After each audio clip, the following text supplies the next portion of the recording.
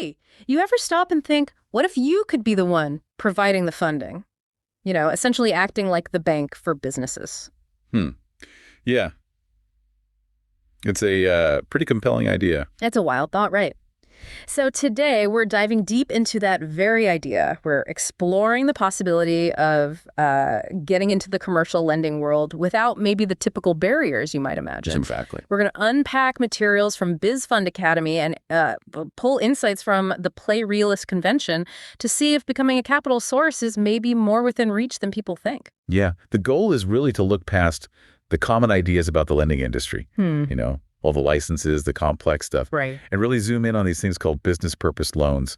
We want to uncover some maybe surprising facts and see if there's a genuine path for listeners to become someone who actually provides capital. Might be some aha moments. Absolutely.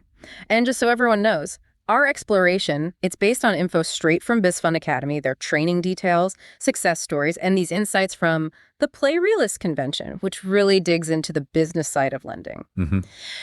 Okay, so to kick things off, let's tackle a fundamental question. What's the real deal with getting into the funding market? What are we actually up against? Or maybe not up against? Yeah, that's the perfect place to start because according to the Play Realist convention, there's this big gap between what people think it takes and what the reality might be. Okay. So they list these common beliefs, right? It's super tough to break in. You absolutely need certifications, licenses. Sounds familiar. The processing is a total nightmare. Lenders have really strict requirements for you as the intermediary.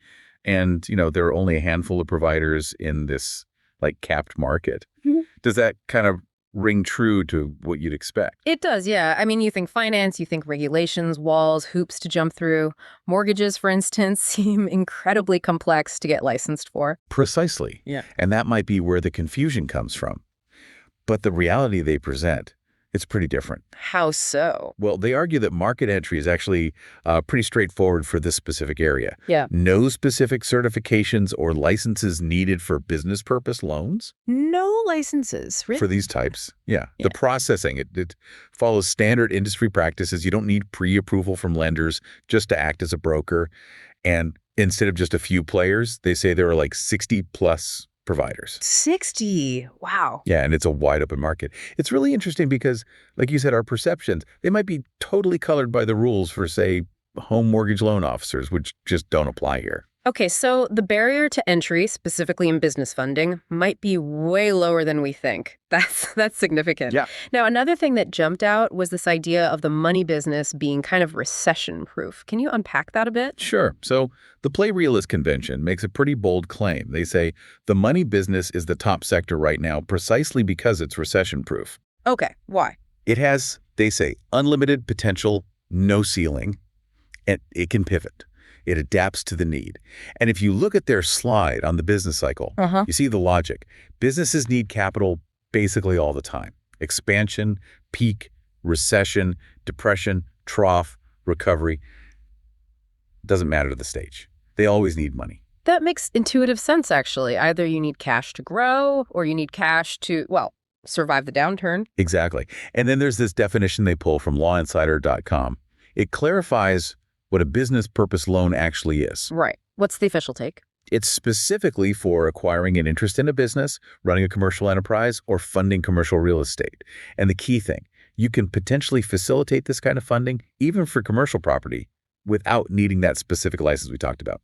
Big difference from home loans. Gotcha. So a constant demand from businesses across all cycles, and maybe less red tape on the business side compared to consumer lending. Okay. Now, they also toss around the phrase billion-dollar industry for these loans. That sounds substantial. Oh, absolutely. They really emphasize this on one of their slides. Business purpose loans are a massive billion-dollar space.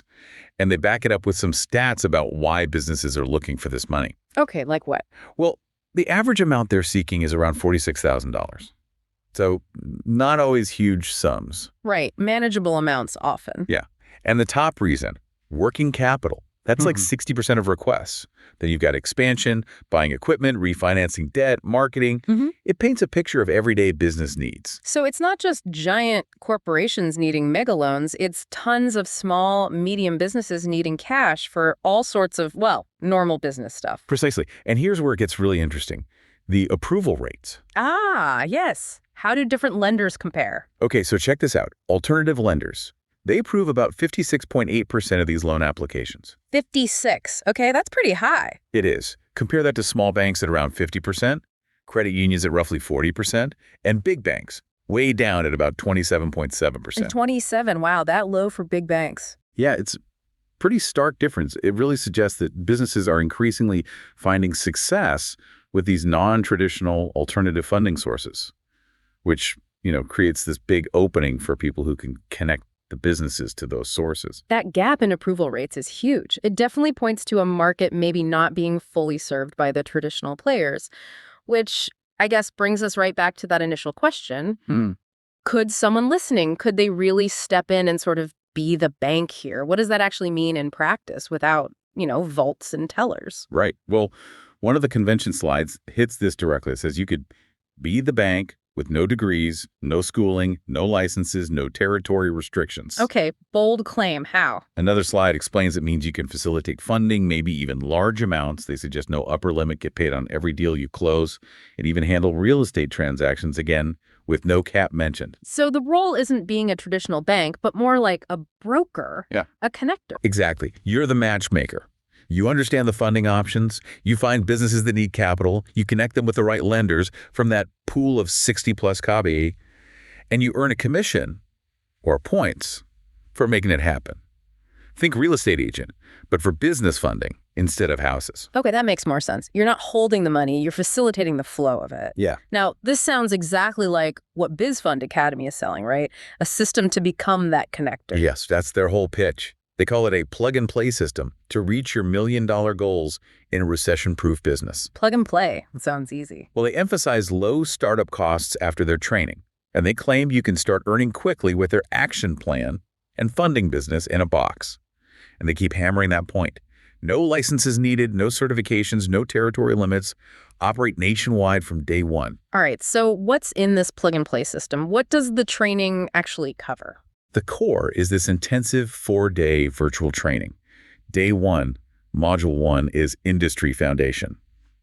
That's the overview, the perception versus reality we discussed, what they call industry secrets, how you actually make money, why now is supposedly the time. Setting the stage. Okay. Module 2 gets into funding categories. They dive into all the different types of business funding. One slide mentions 11, another says 16. Okay. So somewhere between 11 and 16. Yeah, seems like they cover a lot regardless. They go deep into each type, when to use it, how deals are structured, which funding sources handle which types, their processes, their requirements, things like invoice factoring, equipment leasing, merchant cash advances, lots of different tools. So knowing which tool fits which business need is key. Got it. What about like the actual running of the business, the admin, the process? That's Module 3, the business of being the broker. This is the nuts and bolts. Setting up your back-end systems, standard operating procedures, how to qualify clients step by step, handling documents, keeping data secure, understanding the whole funding life cycle from start to finish. It's the practical framework. Okay, so industry knowledge and the business operations side. Makes sense. But, the big challenge for any new business is finding customers. How do they address marketing and getting leads? Good question. Module 4 is Marketing and Leads Systems. They cover CRM options, customer relationship management software to keep track of everything. Yeah. How to craft your marketing messages using the right industry language. Plus, there's a Q&A on the last day. Right. And they also have this other module called Ready, Set, Go Get the Money. That focuses specifically on your revenue plan. Immediate first steps, what they call stealth strategies for client acquisition through referrals. Stealth strategies. Interesting. And even how to maybe turn leads that don't look qualified at first into actual deals. Okay, so it sounds pretty comprehensive. You mentioned tangible resources too, like bonuses. Oh yeah, definitely. They highlight these bonuses pretty heavily. First, white label documents. That's like a pitch deck, application forms, checklists, process outlines, even a website landing page template that you can put your own brand on. So you don't have to create all that from scratch. Exactly. Second, marketing swipe files.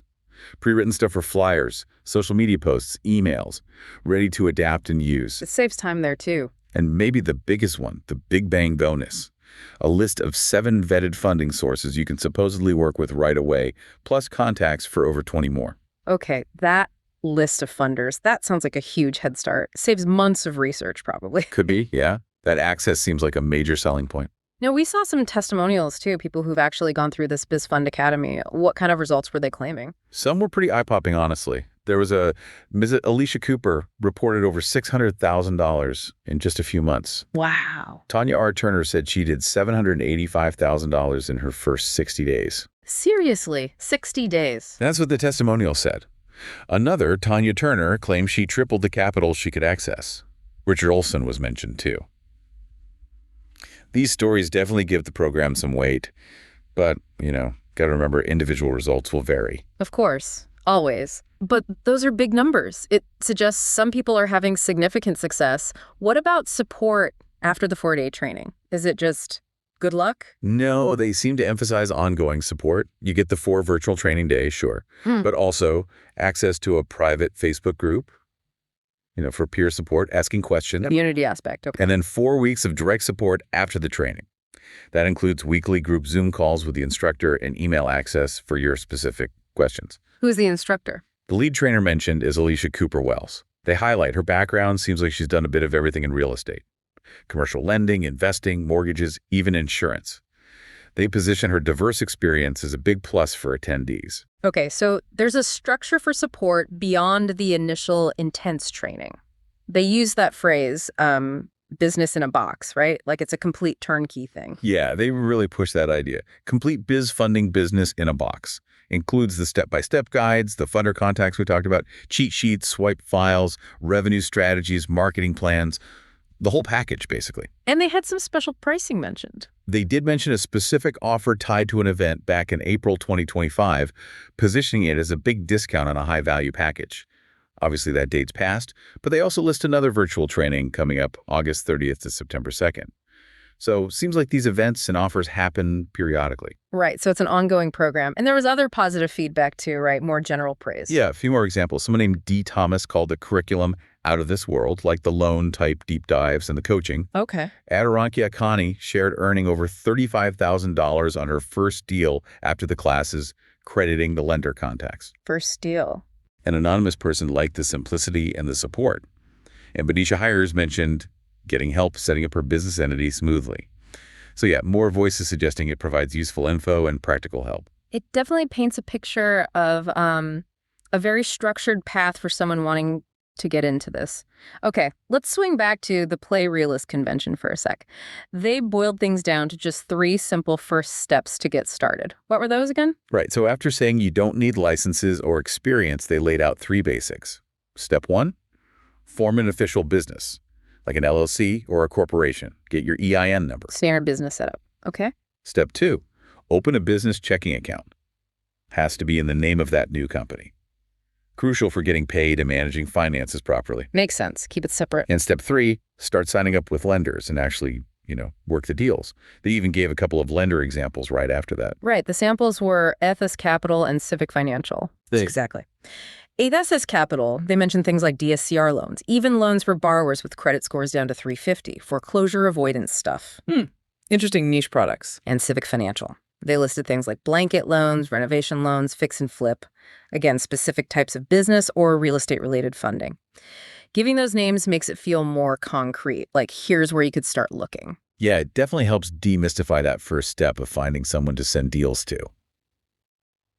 Okay, we can't talk about the money business without talking about the money. What's the earning potential look like here? Well, they had a slide showing potential revenue based on loan amounts and points. Remember, a point is usually 1% of the loan. Right. So like a $100,000 loan at 1 point is a $1,000 commission. But they highlighted a bigger example.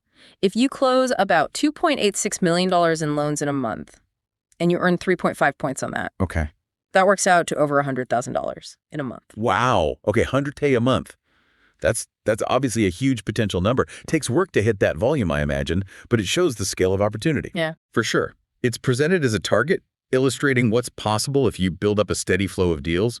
Depends entirely on your volume and your commission rates. Which leads nicely into this choice they kind of laid out. Do you just take those 3 basic steps and figure it out yourself? Or do you go for a system like Biz Fund Academy? Precisely. That slide basically asks, do you want to just do the LLC, bank account, find your own lender's route? Right. Or do you want a system that gives you introductions, training from lenders, all the documents, a closing process, client finding strategies, help matching clients to lenders, that list of 60-plus vetted funders, immediate access to relationships, deep training, the right industry language? Yeah, it's the classic DIY versus guided system choice. Build it yourself with maybe a slower start and more trial and error, or pay for a potentially faster, more supported path. BFA is clearly making the case for the second option. That's exactly how they position it, and they add a couple more bank facts to kind of underscore the opportunity. Oh, right. There was that data from late 2021 about approval rates again. Yeah, slide 39. It showed alternative lenders approving about 25.6% of small business loan applications back then. Big banks were only at 14.1%, small banks around 19.7%. So again, alternative lenders leading the pack in actually getting money to small businesses. Right. And it also mentioned that banks know small business loans can be really profitable if they have the right systems, which then leads to their final pitch question. What could you make happen if you had an exact system to service financial institutions' most profitable segments by providing small business loans, tying their whole program directly to servicing that profitable, maybe underserved market segment? It really all seems to circle back to this core idea. Commercial funding, especially these business purpose loans, looks like a pretty big opportunity, maybe fewer barriers than we thought. And things like Biz Fund Academy are offering a very structured way in. That sums it up perfectly, I think. The potential is there. Become a source of capital, generate significant revenue, operate in a business they argue is recession resilient. So for everyone listening today, as you think about all this, maybe the question is, what specific step could you take even today just to explore if this path becoming a commercial funding broker might fit your own goals? Maybe just start by reflecting on that perception versus reality thing we discussed. Or do a little digging into business purpose loans yourself. See what resources pop up. It's definitely something to think about.